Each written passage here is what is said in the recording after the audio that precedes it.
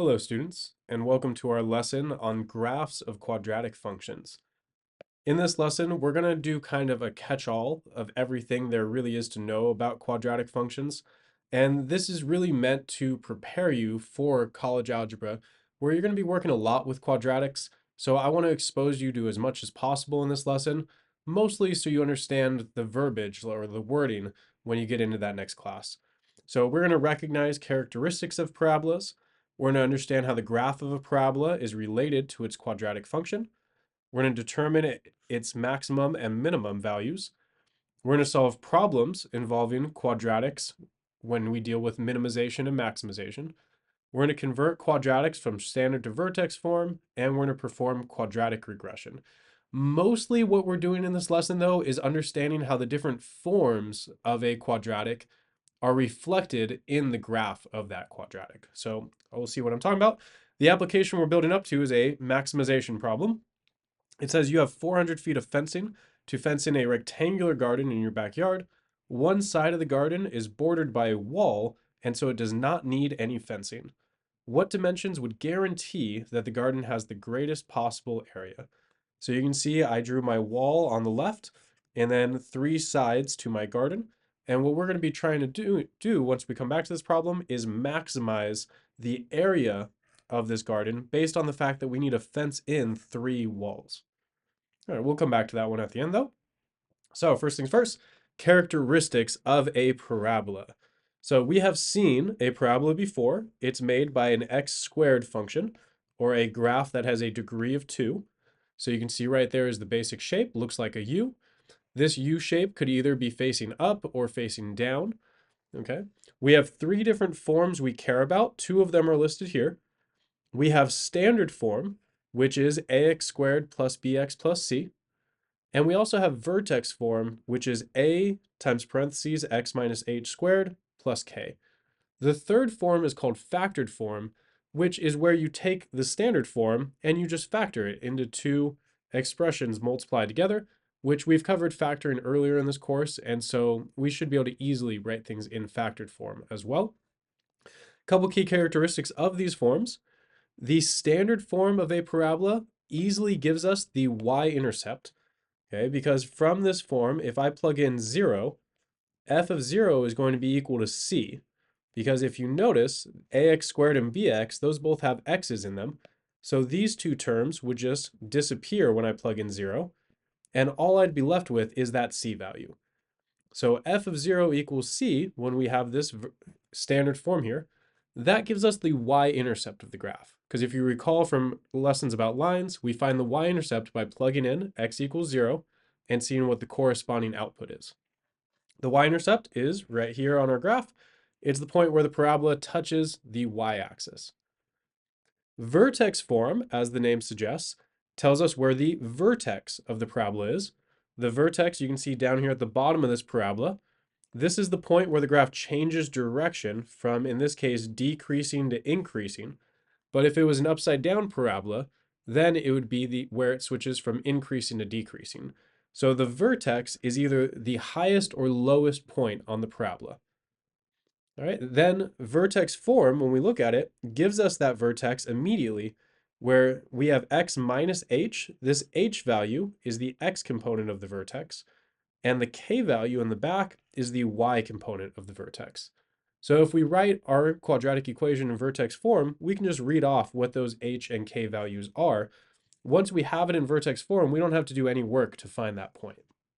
So far, standard form is very convenient for finding the y-intercept, and vertex form is very convenient for finding the vertex. Okay. If we have standard form up here at the top, the best way to find the vertex is by writing it into vertex form. There is, however, a shortcut you can use. If you are in standard form and you want to find the vertex, you can find the h value of the vertex by calculating negative b over 2a. Okay, that'll give you the h or the x component of the vertex. Then if you want to find the k value, k is what you get when you substitute h into the function. So you can find k by finding f of h, which just means plug h back into the standard form and see what you get as the output. We will not be calculating it this way though. we will be using completing the square to rewrite standard form into vertex form.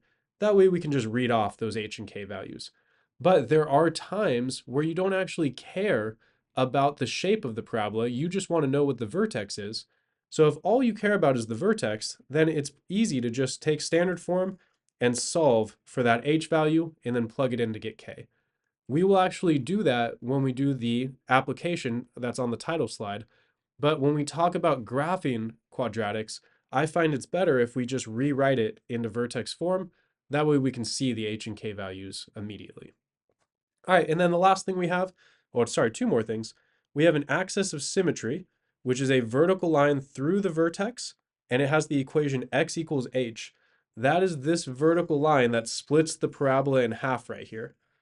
So it's x equals whatever the h value or the x component of the vertex is.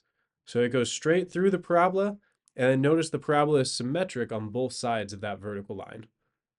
Okay, now speaking of symmetry, notice the one thing I didn't say that's in the picture are these x-intercepts, often called zeros. They're called x-intercepts if they actually intersect the x-axis.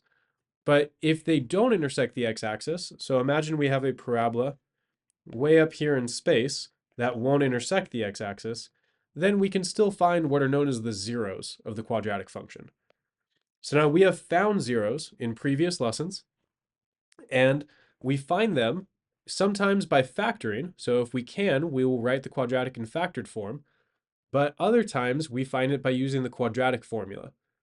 And what the quadratic formula does is it calculates these x-intercepts by using the formula negative b plus or minus square root b squared minus 4ac divided by 2a. So it takes all this stuff from standard form, puts it into a formula, and it gives you these 2 points. What I want you to notice, though, is that the h value of the vertex is negative b over 2a. Remember that the x-intercepts, I just said the formula, are found by doing negative b plus or minus square root b squared minus 4ac divided by 2a. If I just look at the first part of that, negative b, and then the bottom, 2a, that is the h value of the vertex. So the rest of this formula, the discriminant here, where we do plus or minus the square root of the discriminant there, that moves us left or right by an equal distance. So what that tells us is that the vertex right here in the middle is equally as far from one x-intercept as it is from the other. So along this axis of symmetry, we go through the vertex, and then we get to the two x-intercepts by going equally as far left as we do right. All right, now we're going to put all this together and try to graph some quadratics. So graphing from vertex form first. We want to find the vertex, axis of symmetry, x-intercepts, y-intercept, domain, and range of the quadratic function, and we want to graph this thing. So what we are going to do is write this in the alternative two forms. So right now we have vertex form. So vertex form is what we're given. This is negative x minus 3 squared plus 4. That tells us immediately where the vertex is. So we can say based off that form that the vertex is at, and what we're going to do is we're going to look for the h value and the k value. So it's x minus h. So right here, this 3 is the h value of the vertex, and then plus k in the back. So this 4 is the k value of the vertex. So right here, this 3 and this 4 give me 3 comma 4 for my vertex. I can put that point on the graph right away. 3 for the x, 4 for the y is going to be up here.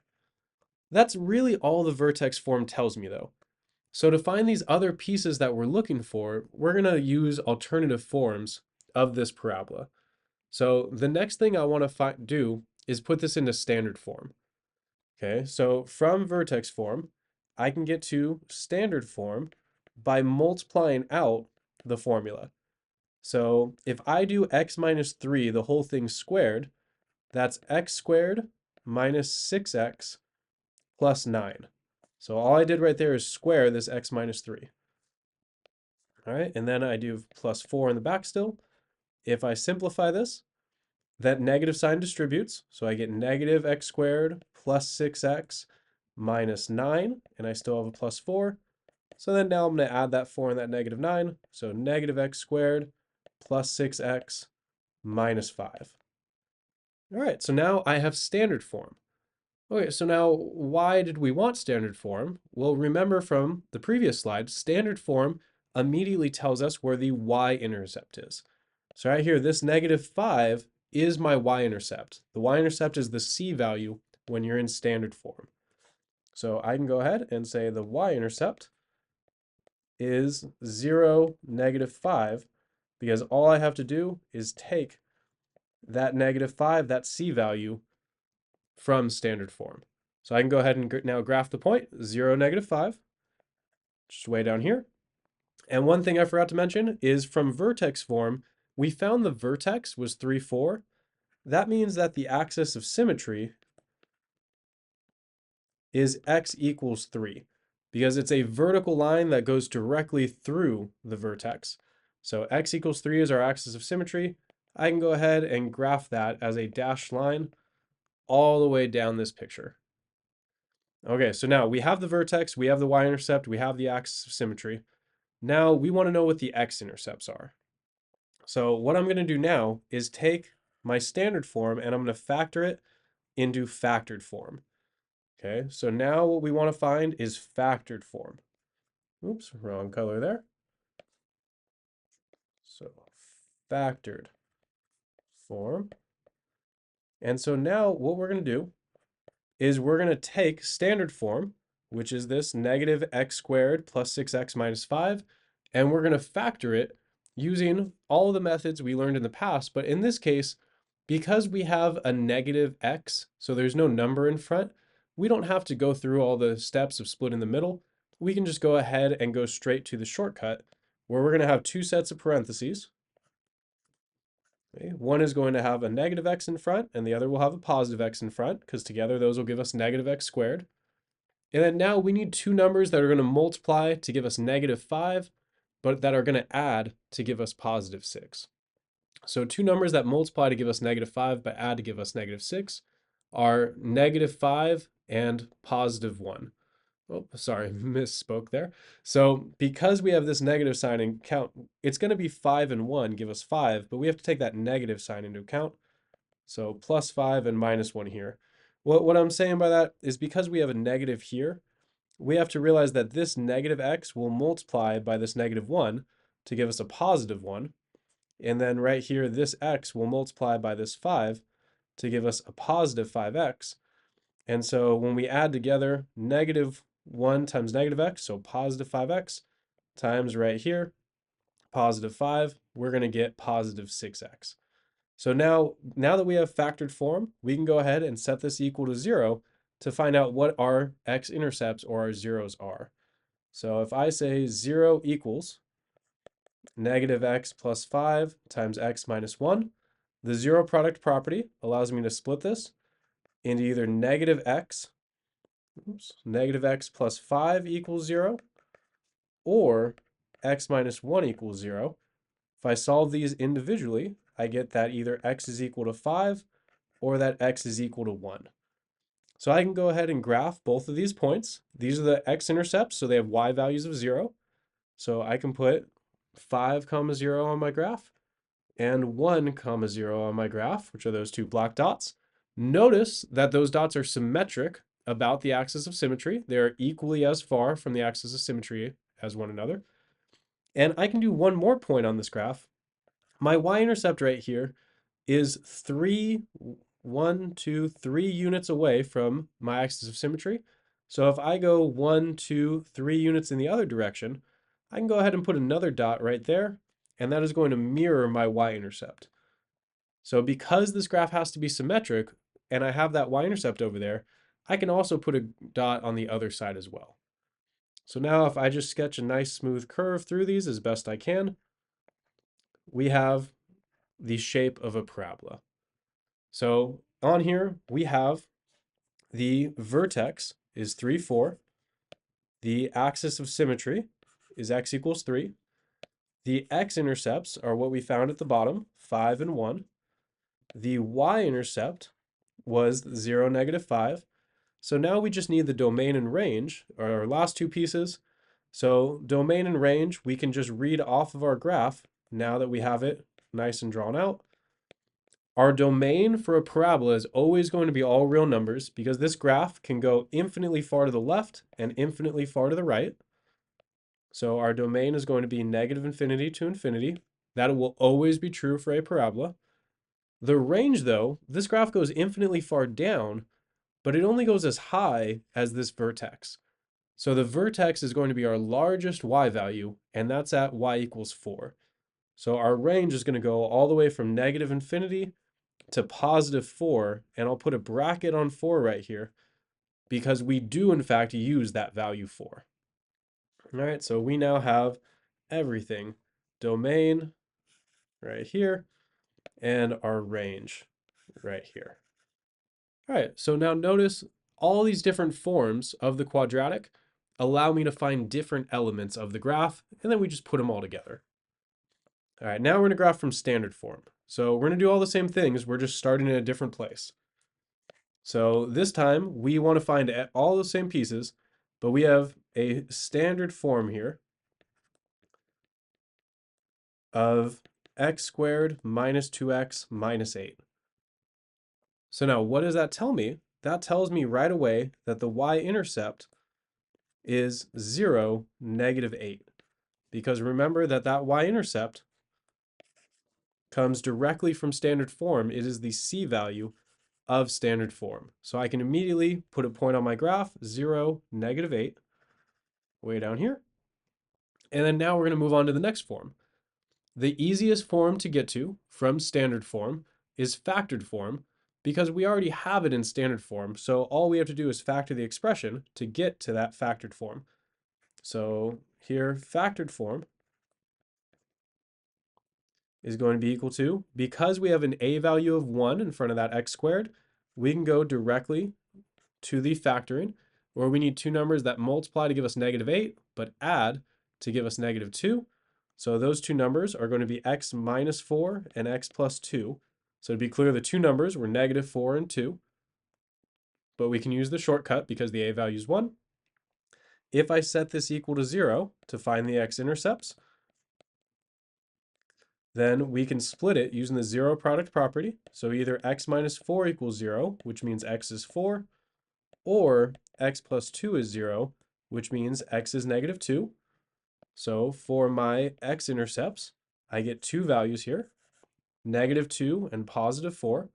So I can go ahead and put each of those on the graph. So we have x equals negative 2 on the left, and x equals positive 4 over on the right. Okay, next we want to find the vertex. So now when you start with standard form, it's up to you if you go to factored form first or vertex form. So in order to get there, we have to use the standard form and complete the square to then get to vertex form.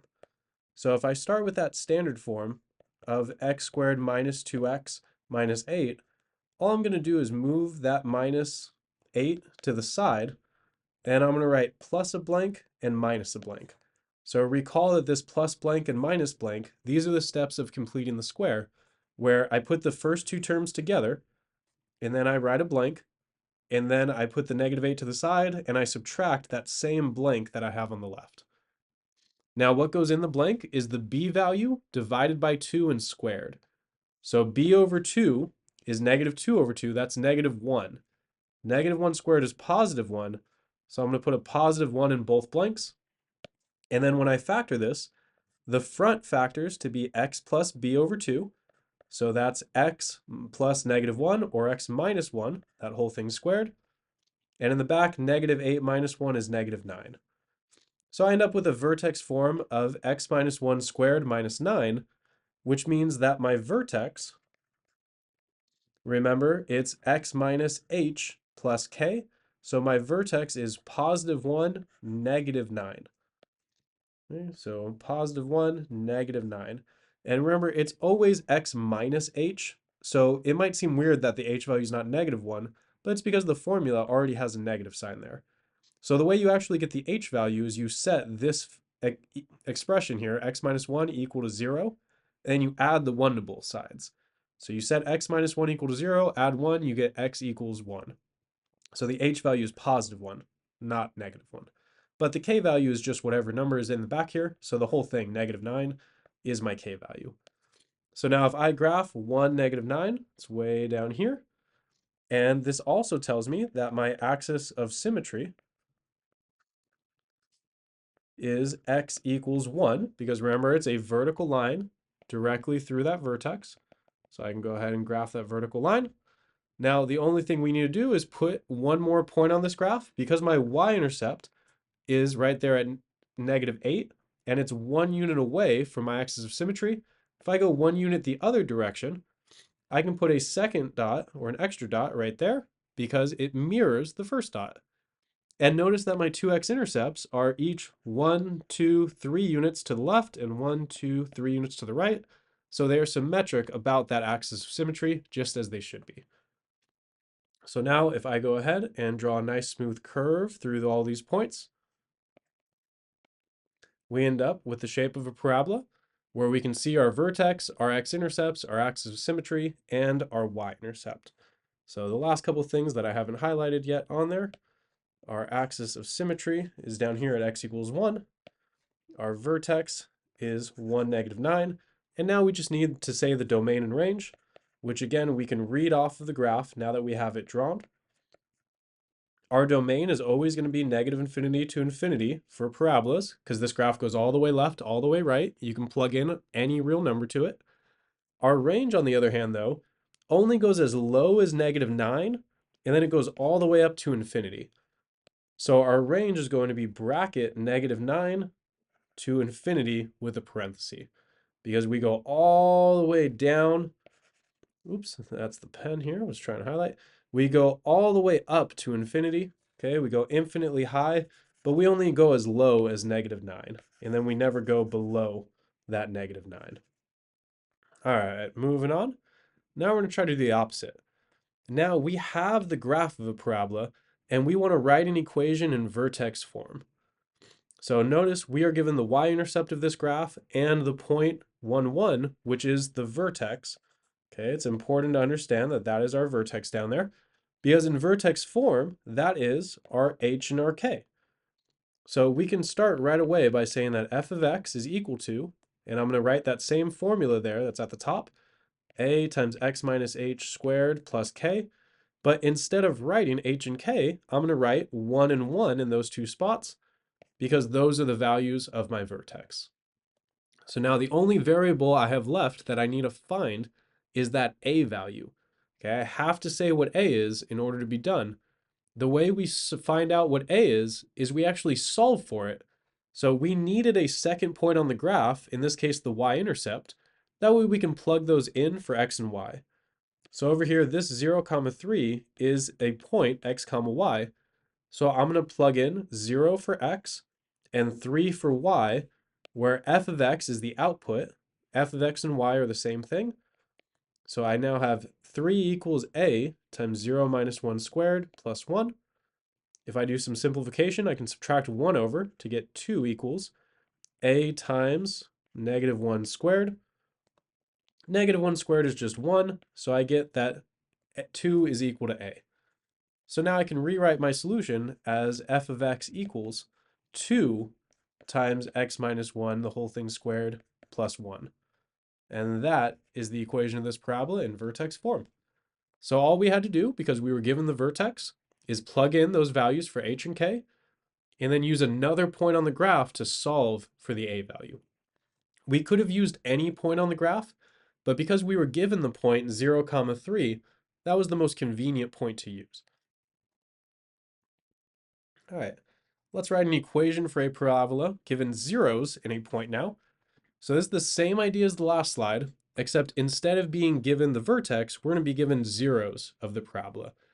So it says factored form, it's just reminding us, factored form looks like a times x minus the first 0 times x minus the second 0.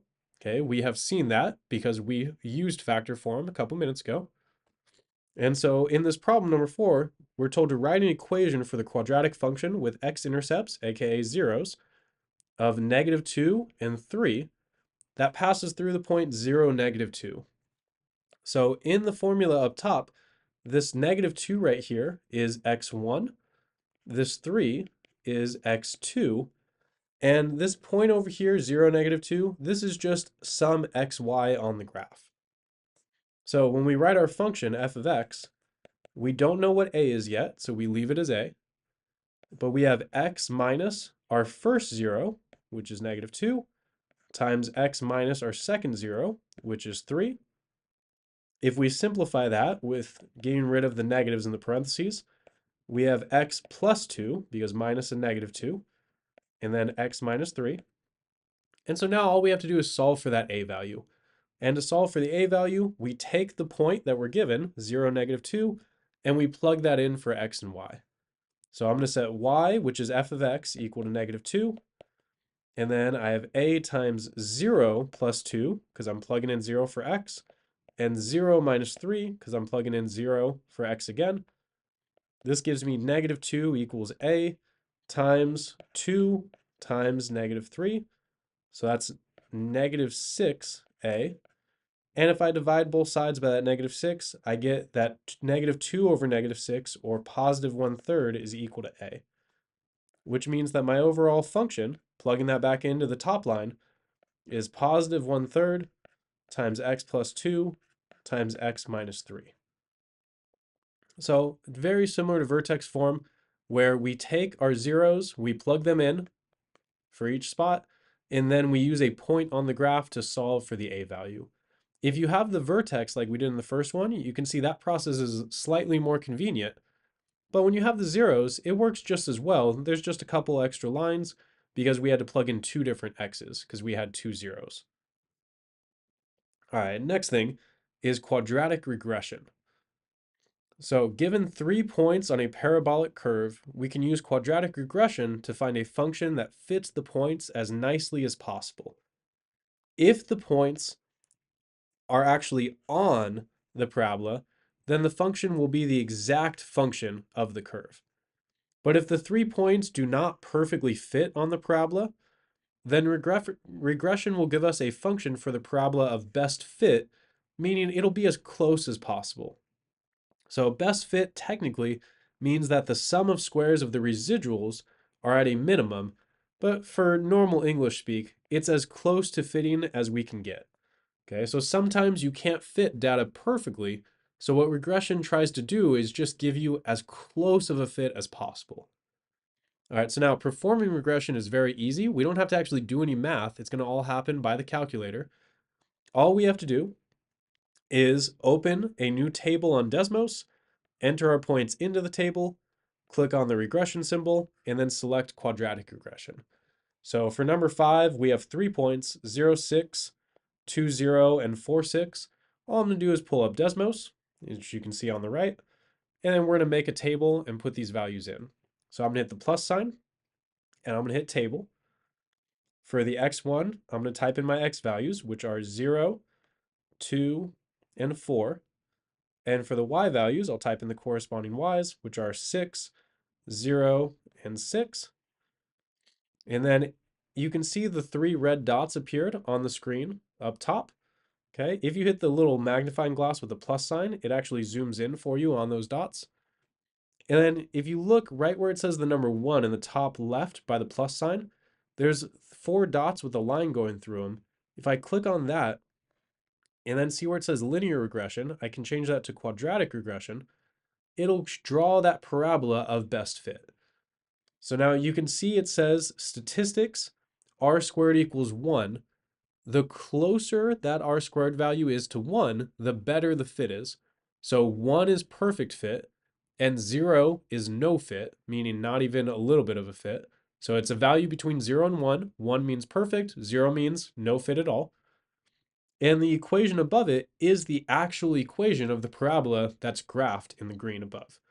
So what the calculator did for us is it found the equation of a parabola that goes through the 3 points we told it. So what we can do on our notes is copy down that formula. We want y equals 1.5 x squared minus 6x plus 6.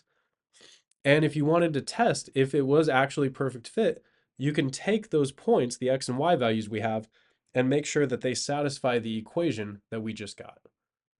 All right, Quadratic regression is something that you will learn more about in the future, but it's just a way to make the calculator find solutions for us.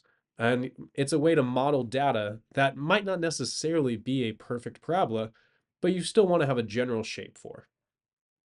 All right, last thing before we do the title slide, converting standard form to vertex form.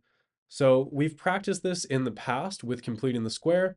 This is just to make sure that we're really good at it before we move on to future lessons in college algebra. So just for extra practice, we're going to rewrite number 6 and number 7 in vertex form. Because we've done completing the square in the past though, I'm going to go through this fairly quickly. So for number 6, we're going to take the f of x values and we're going to group together the first two things and put the 4 on the outside. Then I'm going to put plus blank on the inside, minus blank on the outside. What goes in the blank is the b value over 2 squared. So negative 10 divided by 2 is negative 5. Square it to get 25. And I write that in both blanks. Then we factor that first expression to be x minus 5, the whole thing squared, where I did that so fast because it's just x plus b over 2, the whole thing squared, where b over 2 is negative 5. And the numbers in the back, 4 minus 25 give us a negative 21. So we just put that parabola into vertex form. For number 7, it's a little bit harder because we have a 2 in front. So the first thing we do is factor that 2 out of the x squared minus 4x. So we get x2 times x squared minus 2x. Then I'm going to put a plus blank. I leave the 1 on the outside. And on this one, when I subtract that same blank, I have to make sure I put a 2 in front of it, where this 2 balances out the 2 over here. So then we do the same steps. B over 2 is negative 2 over 2, so that's negative 1. Square it to get positive 1 in both blanks. And when we factor it, it's x minus 1 squared. And in the back, 1 minus 2 is negative 1. So 2, x minus 1 squared, and then a negative 1. All right, that was just to make sure we're really good at completing the square because it will be a valuable skill in your next class. All right, so now the title slide. This is where math gets fun. We get to put it to use. So you have 400 feet of fencing to fence in a rectangular garden in your backyard. One side is bordered by a wall, so it does not need any fencing. What dimensions would guarantee the garden has the greatest possible area? So because we don't know the dimensions of this thing, we can call the side-to-side length x and the vertical length y. And because we don't need to fence the left side, I'm not going to write a variable over there on the left. So now we have 400 feet of fencing. So if we add together x plus y, this needs to equal the 400 feet of fencing that we have at our disposal. So this means that 2x plus y equals 400. Okay. And what we're trying to do is we're trying to maximize the area. So we are trying to maximize area, which means we want to find the maximum value of xy, because xy represents the area because it's length times width of that rectangle that we have for our garden. So if I want to maximize xy, I need to know what that actually looks like. So we have a system of equations now where we have 2x plus y equals 400 over here on the left, and I have xy over here on the right. What I want to do is substitute in something from this perimeter equation into my area equation. So we're going to take, if we solve this for y, we have y equals negative 2x plus 400, where I just subtracted negative 2x from both sides. We are going to take this expression and plug it in over here for y. When we do that, we get x times negative 2x plus 400, which simplifies to be negative 2x squared plus 400. And we want to know what is going to maximize that parabola that's written there. So if we graph it real quick to get a general idea, we have on here, let me get rid of the Desmos graph. We have negative 2x squared plus, oh, and I believe I forgot to write the x here. We should have negative 2x squared plus 400x, okay, because I needed to distribute that x to both things, so plus 400x there. So negative 2x squared plus 400x. If I zoom out, come on, parabola, there we go. Okay, if I zoom out, we can see our parabola goes way up. Let me go ahead and change the scale for us real quick. We're going to have this go from negative 200 to positive 200. And then on the, well, I think we're already good on the y-axis. No, we'll zoom out a little bit more. All right, there we go. We can see our picture now. So we're trying to find the maximum value at the top of that parabola. If I click the dot, it'll tell me x equals 100 and y equals 20,000. That means the x that maximizes the parabola is 100 and the maximum possible area is 20,000. But we can actually get that 100 in another way. I told you guys that the vertex is found at negative b over 2a. So here the h value of the vertex, okay, the h value, which is equivalent to the x value of the vertex, is negative b over 2a, which in this case, our b value is 400. So this is negative 400 over 2 times our a value is negative 2. So 2 times negative 2. This is negative 400 over negative 4, which equals 100. And so we get that an x value of 100 is what is going to maximize our area. So x equals 100 in our picture. And we can find out what the y value is by taking this x and plugging it back in to this equation. So we'll get y equals negative 2 times 100 plus 400. And so y is going to be equal to negative 200 plus 400 is just 200. So we can say then that we will get our maximum possible area by using dimensions of x equals 100 and y equals 200. So we can actually use our knowledge of quadratics to maximize our gardening space at home. And believe it or not, I've actually done this at my own house. So if you think the math doesn't apply to real life, I promise you it does. You just have to know how to use it. All right, I hope you guys found that one fun. This was our last lesson for MAT114. Hopefully, you're surviving and getting ready for our latest exam. And I will see you guys in class so we can discuss all of this. Bye.